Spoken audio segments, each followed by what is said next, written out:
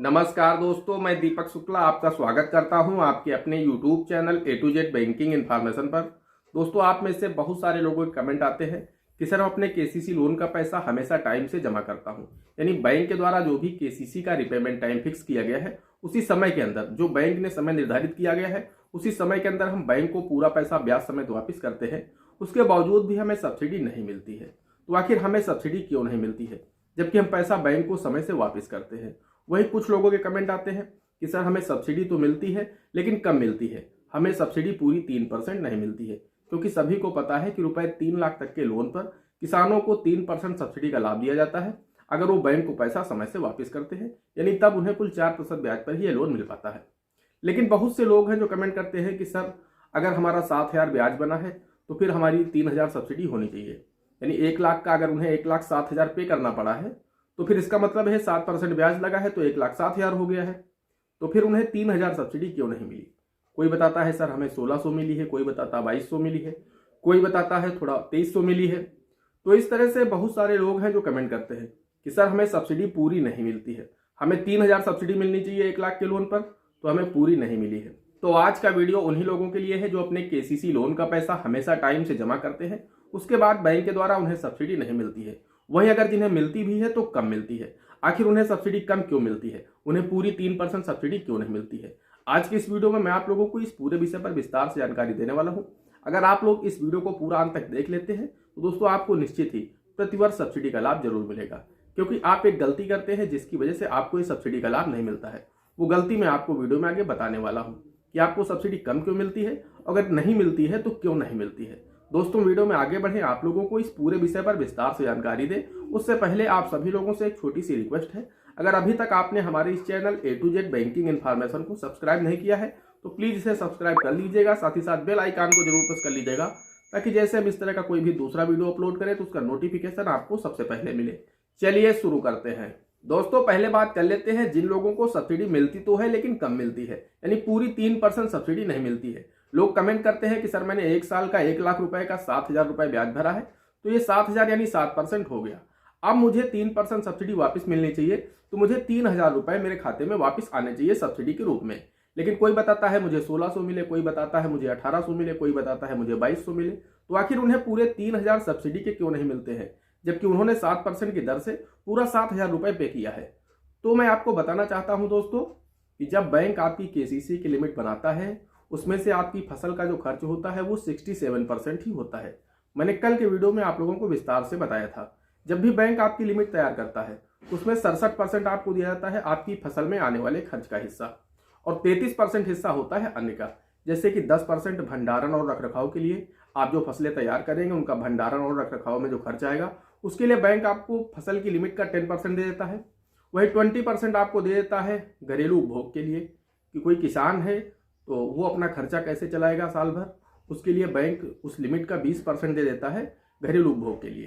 तो ये 30% हो गया और 3% बैंक दे देता है कि आपके खाते में जो भी फसल बीमा लगेगा या फिर चार्जेस लगेंगे। दोस्तों, मान लीजिए किसी किसान के पास 1 हेक्टेयर जमीन है। एक उदाहरण से मैं आपको समझाता हूँ। मान लीजिए किसी किसान के पास 1 हेक्टेयर जमीन है, वो धान और गेहूं की फसल लगाता है अपने खेत में, तो उसका KCC अगर हम बात करें तो कितने का बन जाएगा, किस तरह से आप लोग समझ पाएंगे कि सब्सिडी क्यों कम मिलती है। तो दोस्तों, हम आपको बताना चाहते हैं कि 1 हेक्टेयर जमीन है, धान गेहूं की फसल बोता है, तो मेरे यहाँ इस समय धान और गेहूं दोनों की लागत 61,000 रुपए प्रति हेक्टेयर है। तो अगर बैंक उसको KCC जारी करेगा तो 61,000 रुपए उसे धान का देगा, 61,000 रुपए गेहूं का देगा, यानी ये 1,22,000 रुपए हो जाते हैं। अगर बैंक उसकी लिमिट 1,22,000 ही रखे और वो 1,22,000 रुपए तक ही विड्रॉल करे तो फिर उसे पूरी 3% की सब्सिडी मिल जाएगी। लेकिन होता क्या है, 1,22,000 रुपए आपका फसल की लागत हो गई, उसके बाद 10% बैंक आपको दे देता है फसलों की भंडारण के लिए जो कि अन्य में चला जाता है। तो दोस्तों, ये 10% जो है वो 12,000 रुपए हो गए। उसके बाद 20% बैंक आपको घरेलू उपभोग के लिए दे देता है, तो ये 24,000 हो जाते हैं। तो अगर इन तीनों को ऐड कर देंगे तो ये 1,58,000 रुपए हो जाते हैं, यानी 1,22,000 पहले थी आपकी फसल की लागत, उसके बाद 12,000 रुपए हो गए आपके भंडारण के लिए और 24,000 रुपए हो गए आपके घरेलू उपभोग के लिए। वही 3% मैंने आपको बताया कि बैंक आपको देता है इंटरेस्ट, फसल बीमा या फिर अन्य चार्जेस के लिए। तो टोटल हो जाते हैं 1,61,000 रुपए, यानी पहले साल की उस किसान की जो लिमिट बनेगी वो 1,61,000 रुपए की होगी। अब इस 1,61,000 रुपए में किसान क्या करते हैं, कि 1,60,000 या फिर 1,55,000 रुपये विड्रॉल कर लेते हैं। सभी किसान कोशिश करते हैं कि हमें पूरी लिमिट का पैसा पहली बार में ही मिल जाए। अब क्या होता है कि जब आपने 1,60,000 रुपये निकाल लिए अपने केसीसी खाते से, तो 1,22,000 पर आपको 7% ब्याज पड़ता है। वही जो 1 लाख बाकी का पैसा है 1,22,000 के ऊपर, यानी लगभग ये 38 से 40,000 रुपये, इस पर आपको 10.5% ब्याज पड़ता है और इस पर आपको कोई भी सब्सिडी नहीं दी जाती है, क्योंकि ये पैसा अन्य में आता है। ये फसल की लागत का पैसा नहीं है, ये आपके घरेलू उपभोग का है, फसलों के भंडारण का है। तो इसलिए बैंक आपको इस पर ना ही सब्सिडी देती है और ना ही इस पर ब्याज दर 7% होती है। इस पर आपको 10.5% ब्याज भी पड़ता है जो अन्य का अमाउंट है, और आपकी जो फसल की लागत है उस पर 7% ब्याज लगता है। साथ ही साल में अगर आप समय के अंदर बैंक को पैसा वापस करते हैं तो फिर आपको इस पर 3% की सब्सिडी भी मिल जाती है।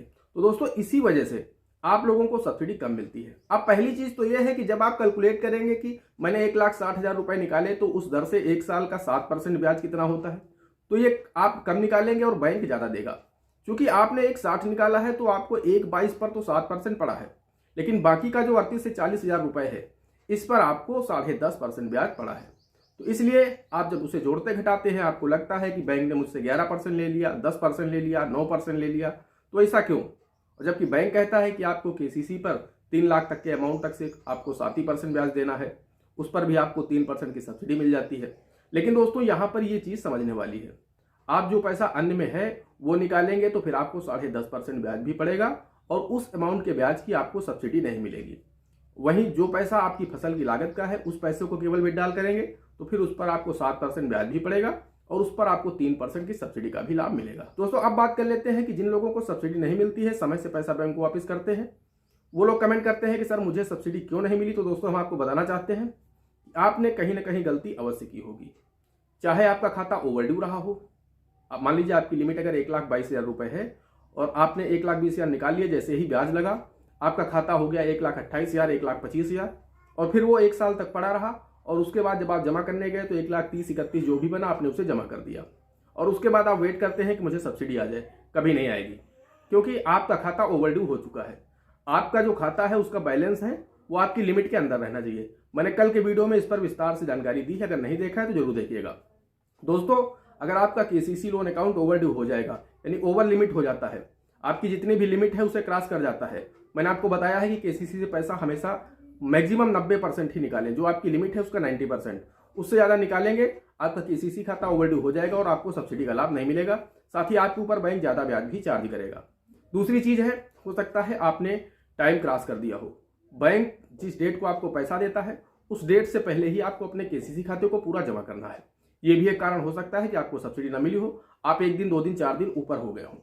और तीसरी चीज़ है दोस्तों, तीसरी चीज़ ये है कि हो सकता है जब आपने अपने खाते में पैसा जमा किया हो तो आपका खाता क्रेडिट में ना गया हो। मान लीजिए आपके खाते में 1,05,540 रुपए बकाया है, तो अगर आपने 1,05,500 जमा किए तो 40,000 आपका डेबिट बैलेंस रह जाएगा। तब भी दोस्तों आपको सब्सिडी का लाभ नहीं मिलेगा। आपका खाता क्रेडिट में आना चाहिए तभी आपको सब्सिडी का लाभ मिलेगा। तो आपको जमा करना चाहिए, अगर आपके खाते में बकाया राशि 1,05,540 है तो फिर आपको 1,05,600 जमा करना चाहिए या फिर आपको पूरे 1,06,000 जमा करना चाहिए, क्योंकि 200-300 रुपए आपका क्रेडिट में आ जाएगा और जब आप बाद में पैसा अगले दिन विड्रॉल करेंगे तो वो उसी में घट जाएगा। यानी आपका ये 300 से 400 रुपए कहीं नहीं जाएगा, आपको वापस अगले दिन मिल जाएगा, लेकिन आपको अपने खाते को क्रेडिट में लाना है। इन्हीं 3 गलतियों की वजह से आपको सब्सिडी का लाभ नहीं मिला होगा। दोस्तों आशा करते हैं आप लोगों की समझ में अच्छी तरह से आ गया होगा कि आपको उस केसीसी पर सब्सिडी क्यों नहीं मिलती है और अगर मिलती है तो कम क्यों मिलती है। दोस्तों अगर फिर भी कोई सवाल है आपके मन में तो आप लोग आज शाम 7 बजे हमारे लाइव सेशन में जुड़ करके आप हमसे सवाल पूछ सकते हैं। मैं आज शाम 7 बजे लाइव रहूंगा, तो आप लोग हमारे उस लाइव सेशन में जरूर जुड़िएगा। दोस्तों आशा करते हैं जानकारी पसंद आई होगी। अगर जानकारी पसंद आई हो तो प्लीज वीडियो को एक लाइक करिएगा। साथ ही साथ चैनल पर नए हैं, चैनल पर पहली बार आए हैं तो चैनल को सब्सक्राइब जरूर करिएगा। दोस्तों आज की वीडियो में इतना ही, मिलते हैं अगले वीडियो में किसी अगले इंटरेस्टिंग टॉपिक के साथ। तब तक के लिए जय हिंद, जय भारत।